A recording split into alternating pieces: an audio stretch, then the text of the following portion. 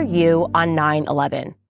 I mean, if you're a millennial like me, the terrorist attack left an indelible mark upon your childhood. I know exactly where I was. I will never forget it. I was sitting in music class in my middle school, and principal came over the speaker and said, a plane has hit a tower in New York City. And I will never forget what my music teacher said, Mr. Gregory. He said, why are they interrupting class to tell us this? And then some time passed and they interrupted again over the speakerphone and said a second plane has hit a tower in New York City. And I want to be clear, I'm from Stamford, Connecticut, which means that many of the parents worked in New York City. It's very close, Stamford to New York City. They'd wake up, they'd take the train, and they would go to the city. So then a mass panic ensued. Parents started showing up, picking up students early. I left with one of my friends. And who could forget what happened thereafter? I think all across America, we were doing the same thing. We were huddled around televisions, waiting for the news to be updated minute by minute. In my household, we had one of those big, clunky, rather unfashionable big screen TVs, and we just sat there and watched. And I want to be clear, this was the land and the time before smartphones. There were no independent media voices that were offering reports. There was no Twitter. There was no social media on Instagram. And I think now, obviously, we appreciate how significant independent voices are, especially in times of high confusion. I mean, from COVID vaccines to Russia collusion, we now very much understand that the mainstream media is capable of getting it wrong and also capable of telling massive lies. So what immediately followed the September 11th terrorist attack was, as I reflect upon it in the retrospect, now that I'm an adult, a married mother, 35 years old, and my brain is developed, I recognize Soviet tactics of brainwashing that took place thereafter.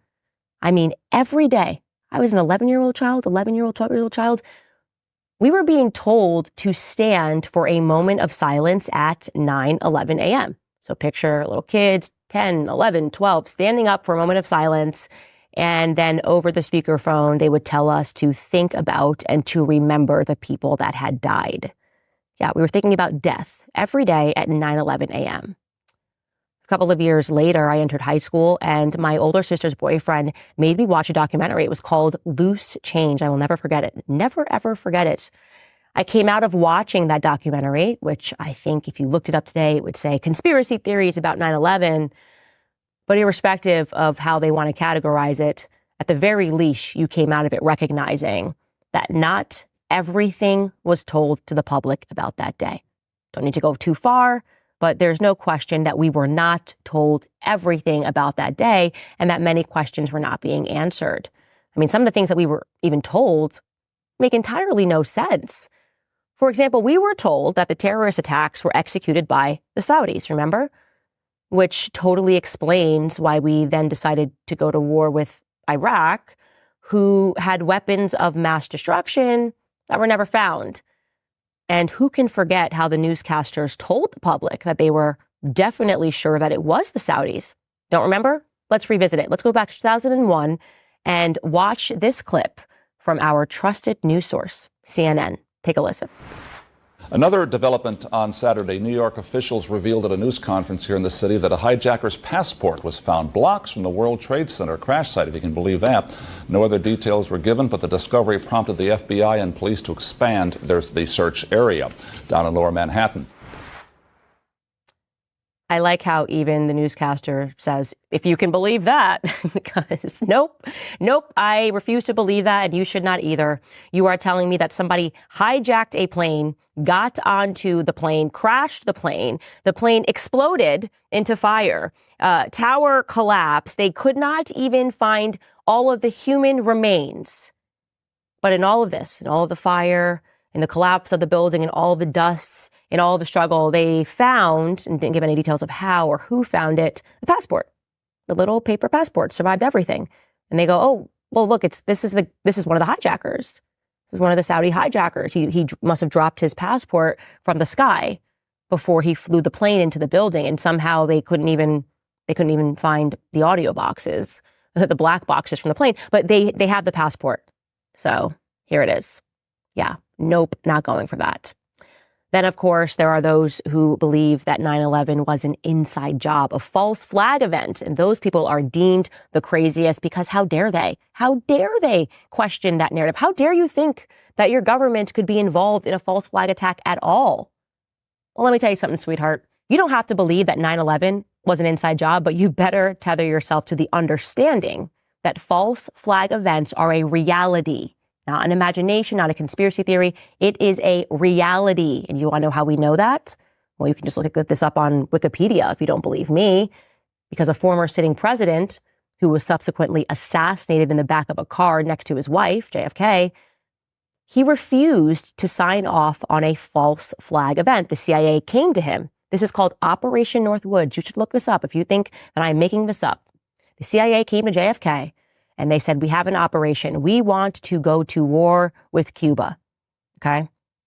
And he said, we have some ideas of how we're going to get the American public on our side, how we're going to get public sentiment to shift so that they want war. And what we think we should do is stage a false flag event, pretend that Cuba is attacking America when in reality it's not. It's really us. One idea that they floated was a fabricated shoot down of a U.S. Air Force plane. They also floated blowing up a U.S. ship.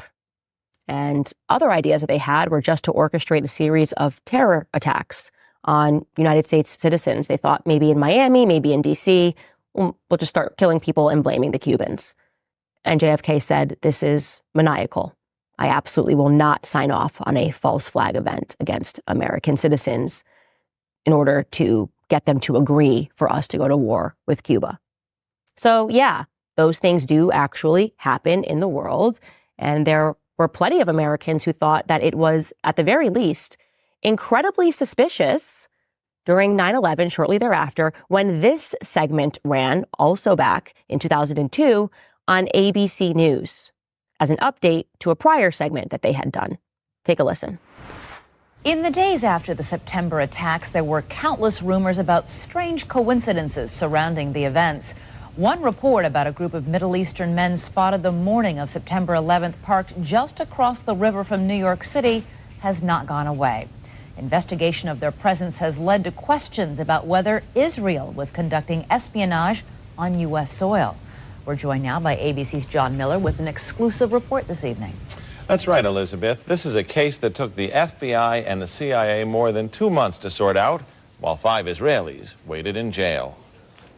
It began when this woman was watching the Twin Towers burning from her apartment in New Jersey. She noticed 3 men on top of a van, posing for pictures with the towers burning in the background. And I could see that they were like happy. You know, they didn't look shocked to me. You know, they didn't look shocked. I thought it was very strange. The witness called police, who stopped the van hours later and arrested 5 men. All 5, it turns out, were Israeli. They were turned over to the FBI. Sources tell ABC News during a check of national security databases, some of the men were listed as having had connections with Israeli intelligence. At the FBI, that set off alarm bells. The FBI needed the answers to 3 important questions. Who were these men? What brought them to that parking lot on the morning of September 11th? And did they have any advance knowledge of what was going to happen that day? The men said they were just taking pictures at the time. They said they worked for a company called Urban Moving. The FBI obtained a search warrant for the company's offices. 2 SUVs were filled up with between 9 and 12 boxes and computers. Not long after the arrests, the offices of Urban Moving were simply abandoned. Almost everything was left behind. In jail, the 5 Israelis were repeatedly interrogated and given lie detector tests. Stephen Gordon was their American lawyer. They were asked questions if they had ever been approached by or hired by any non-United States intelligence community. While there is still some debate among American intelligence officials, many investigators believe some of the men were part of an Israeli operation aimed at monitoring radical Islamic charities that support groups like Hamas, something lawyers for the 5 men and the Israeli government strongly deny.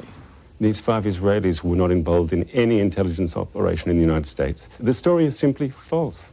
In the end, the FBI concluded there was no evidence that any of the 5 men had advance knowledge of the September 11th plot. After 71 days, the 5 Israelis were deported, leaving some ruffled feathers among both U.S. and Israeli officials. All right, guys, so nothing to see there. Obviously, you'd be a conspiracy theorist if you had any questions about that. You actually would be worse. You'd probably be anti-Semite if you had any questions about a foreign government overseas that had people who were attached to their intelligence apparatus who were celebrating and taking photos as the towers burned and American citizens were dying.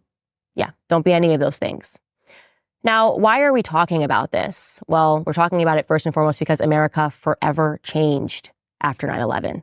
We, in my view, stopped being a free country. For fear, we gave up freedom. It's really difficult to imagine the world prior to 9/11. Imagine people that were just able to go to the airport, were not treated like they had done something wrong, didn't have to take their belts off and their shoes off and their quarters out of their pockets, and they just simply got on the plane.